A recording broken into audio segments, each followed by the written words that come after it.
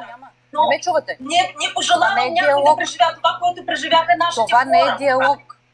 Вие, благодарение на политиката на вашия управляващ, благодарение на това, че изпълнява всичко, каквото му се каже от западните му партньори, докъде се докарахте? Доколко богата държава сте в момента?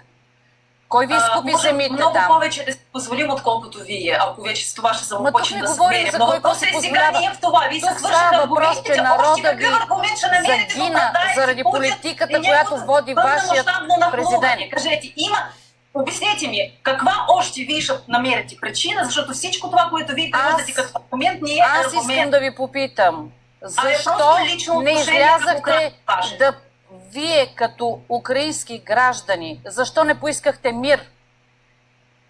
Защо не поискахте мир да се стигне до споразумение между двете сили, които са от украинска страна, за да бъде съдът американски и великобритански интереси? Значи той на нас гледа с пушка, а ние трябва да станем на колени и да кажем: Путин, искаме мир, нали? Той убива обикновените граждани, няма нищо с Зеленски, той има работа с целия украинския народ и той иска да ни унищожи. Аз смятам, че си придавате прекалено голяма важност с това, че Путин се занимава с целия украински народ. Иска да ви убие, да пробвате да преговаряте с него. Не. Прекалено голяма важност си предавате. Путин иска страната му да бъде защитена, тъй като около нея има изключително много голямо количество на натовски бази. И тъй като великите сили са имали уговорка в Украйна и на територията на Украйна да няма натовска база.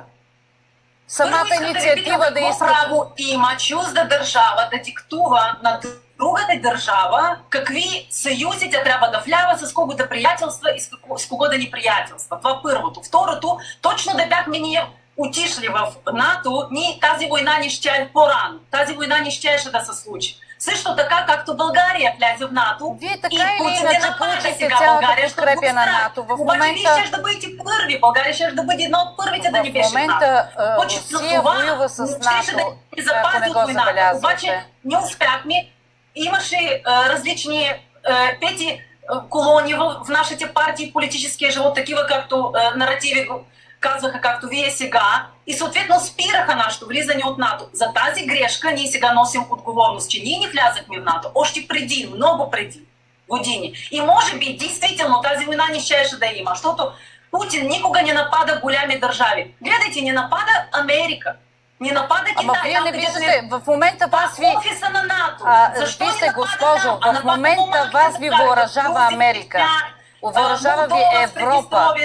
Путин на практика води война с Европа и Америка. Не ви прави това сметка. Логиката не ви довежда до някакво извод, че това не е нещо. Логиката е, че вие сте жертва на регламента. В момента на територията на Украйна се води война между Америка, НАТО и Русия. Ако това вие не го забелязвате, много съжалявам, че оставате така с усмивка на уста, без да осъзнавате какво всъщност ви се случва там. На вашата територия жертваха ви. Просто ви жертваха и аз много съжалявам за загубените човешки животи там. Аз общувам с тези хора и всички мои приятели, които са на фронта, воюват за Украйна, за своя дом, защитават го като истински мъже и като истински граждани и патриоти на своята си страна. А кой е господина президент, ако